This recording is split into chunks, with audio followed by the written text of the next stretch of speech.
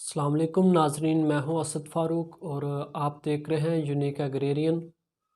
हम इस वीडियो में जो गंदम है, गंदम की फसल को पहली आपाशी कब करनी है वो हम इस वीडियो में डिस्कस करेंगे। क्योंकि जो गंदम है, जो गंदम का पौधा है वो एक बरानी पौधा है। तो जो गंदम के पौधे की जो जड़ें होती हैं वो नरम होती हैं और नाजुक होती हैं और बारीक होती हैं। और ये जो गंदम का जो पौधे की जड़ें हैं, ये जो नमी होती है ना, नमी में जो ज़मीन होती है वो नरम होती है और नरम ज़मीन में जो जड़ें होती हैं वो फैलती होती हैं। और जो सख्त या जो पक्की ज़मीन है उसको जो पानी है वो नरम करता है। और अगर ज़मीन जो है वो नरम है तो अगर उसको पानी लगाएं तो पानी उसको नरम ज़मीन को पक्की कर देता है। तो हमें जो गंदम की जो फसल है इसको जो पहली आपाशी करनी है वो चंद चीज़ों को देख के हमें इस चीज़ का अंदाज़ा हो जाएगा कि हमारी जो गंदम की फसल है उसको जो पहली आपाशी की ज़रूरत है तो वो क्या है, वो हम देख लेते हैं पहले। कि जो अगर हमारी ज़मीन है वो खुश्क हो गई है तो फिर आपको गंदम की फसल को पानी लगाना चाहिए। और उसके बाद दूसरी बात कि जो क्राउन रूट्स होती हैं, जो क्राउन जड़ें होती हैं गंदम की, गंदम के पौधे की, उसके क्राउन रूट, जो क्राउन जड़ें होती हैं उनके ऊपर और ऊपर वाली साइड पे अगर जो ज़मीन के साथ जो नमी है वो ख़त्म हो गई है, क्राउन रूट्स को नमी नहीं मिल रही, आप चेक करें तो फिर आपकी जो गंदम की फसल को पानी की अशद ज़रूरत है। तो इस सूरत में जो पहली आपाशी करनी चाहिए। और उसके अलावा एक और चीज़ है कि जो क्राउन रूट्स होती हैं वो एक ताजनुमा जड़ें होती हैं। ये हमारे जो पौधा होता है वो एक सेमिनल रूट्स होती हैं, उसकी जो प्राइमरी रूट्स होती हैं वो नीचे चली जाती हैं और वो उसके बाद जो तकरीबन 18 दिन बाद 20 दिन बाद ये जो क्राउन रूट्स हैं वो निकलना स्टार्ट हो जाती हैं, जो कि परमानेंट इसको ज़मीन के साथ जो बाउंड करके रखती हैं गंदम के पौधे को। तो ये जो क्राउन रूट्स, ये जो ताजनुमा जड़ें होती हैं, तो अगर इनके जो क्राउन रूट्स के ऊपर जो मुड होते हैं, जहाँ से जो टिलर्स जो होते हैं, शगुफ़े निकल रहे होते हैं, इस जगह पे आप देखें, अगर वहाँ पे जो इनका रंग है वो गुलाबी हो गया है तो फिर इस चीज़ का ये बता रहा है कि जो गंदम की फसल को पहली आपाशी की ज़रूरत है, तो इसको पानी लगाना चाहिए। तो नाज़रीन, जो हमारी जो पहली आपाशी है गंदम की फसल को वो कितने दिन बाद करनी चाहिए? तो इसके लिए जो अगर हमारी जो गंदम लगाई गई है कमाद वाली फसल पर, उसके अलावा जो मकई या कपास, चारा जात या जो तिल वगैरह वाली ज़मीन पे पहले काश्त करने के बाद हमारी गंदम लगाई गई है, तो ऐसी ज़मीनों के लिए तकरीबन कम से कम 3 हफ़्ते यानी कि 20 से 25 दिन बाद जो पहली आपाशी कर देनी चाहिए। और अगर जो गंदम वो काश्त की गई थी चावल वाली ज़मीन के ऊपर, तो क्योंकि उस ज़मीनों में जो जहाँ पे चावल काश्त किया गया था पहले, उनमें जो वत्तर है वो वाफर मकदार में होता है। तो क्योंकि जो वत्तर वाफर मकदार में होता है, ज़मीन नरम होती है, तो उसमें जो हवा की जो मुनासिब फ़राहमी भी ज़्यादा होती है, तो जिसकी वजह से पौधे को जड़ों को ऑक्सीजन भी वाफर मकदार में मिलती रहती है और वो अपनी जो फूड्स है वो भी बनाती रहती हैं। तो ऐसी ज़मीनों में जो पहली आपाशी है वो तकरीबन 30 से 40 दिन में करनी चाहिए। यानी कि 30 दिन के बाद जो है वो पहली आपाशी करनी चाहिए। ऐसी ज़मीन अगर है आपकी जो पहले चावल काश्त किया गया था और उसके बाद आपने गंदम काश्त किया है, तो 30 दिन के बाद आपको या 30 से 40 दिन के अंदर आपको पहली आपाशी करनी चाहिए उस कंडीशन के अंदर।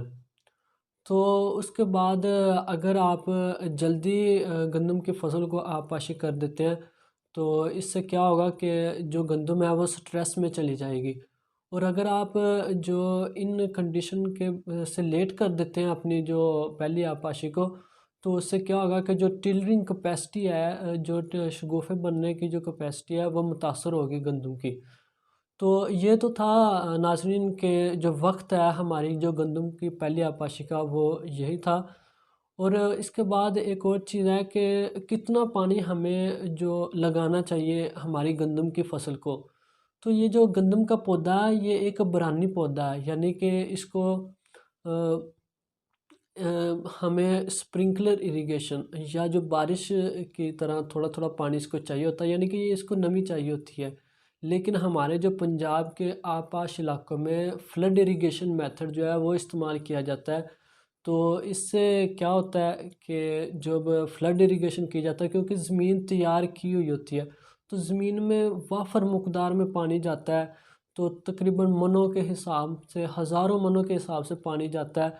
तो जो ऐसी ज़मीनें होती हैं जिस तरह पक्की ज़मीनें या बारी मेरा ज़मीनें होती हैं, तो उसमें जो पानी है वो वाफर मकदार में वो अपने अंदर स्टोर कर लेती हैं, जिसकी वजह से जो वत्तर कंडीशन आने में थोड़े दिन लग जाते हैं।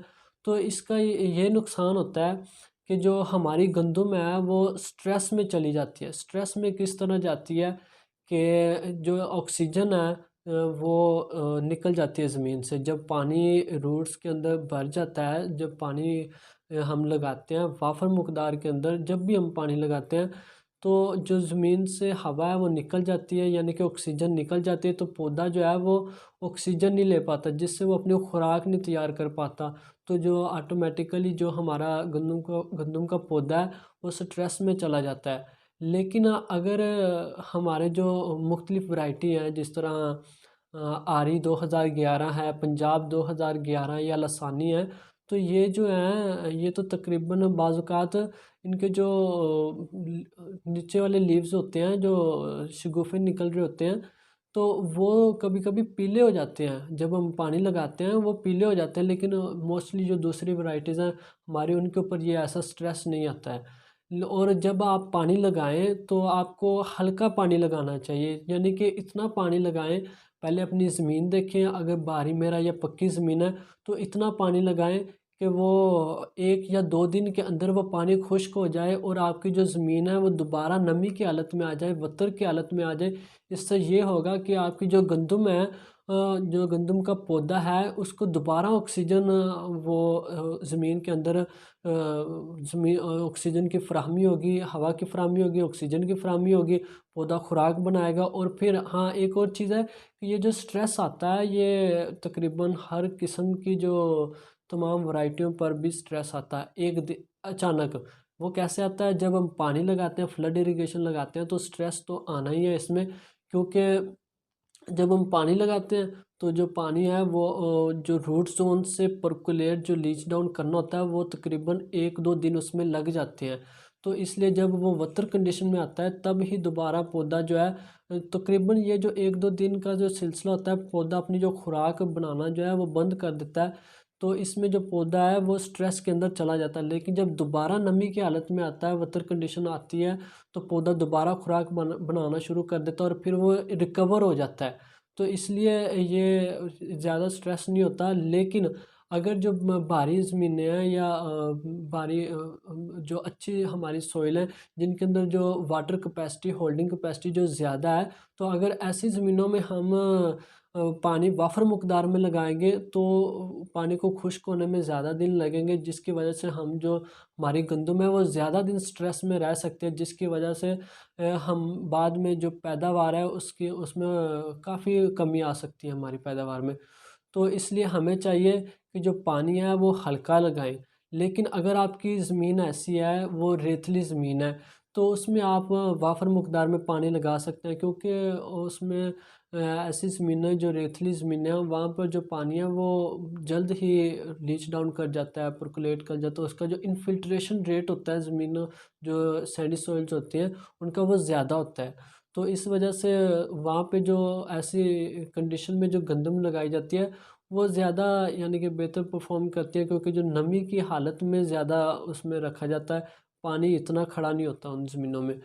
तो यही है कि हमारा जो सबसे पहले के टाइम जो वक्त है पहली आपाशी का, वो क्या है अगर आपकी जो फसल गंदम की लगाई गई है ऐसी ज़मीन पे जहाँ पे पहले चारा काश्त किया गया था कोई, या कोई तिल काश्त किए गए थे, या कमाद काश्त किया गया था, या कपास या मकई काश्त की गई थी, तो ऐसी ज़मीन के अंदर आपने जो अपनी पहली इरिगेशन है वो कम से कम 3 हफ्ते यानी कि 20 से 25 दिन के अंदर कर देनी है। और जो आप चावल काश्त की गई ज़मीनों में अगर आपने गंदम काश्त की है, तो उसमें आपने 30 से 40 दिन के अंदर जो आपने अपनी पहली आबपाशी है उसको मुकम्मल करना है, और जो आपने हल्की आबपाशी देनी है।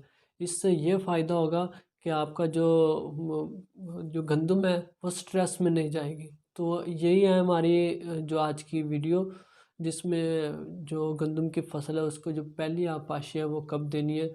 तो शुक्रिया।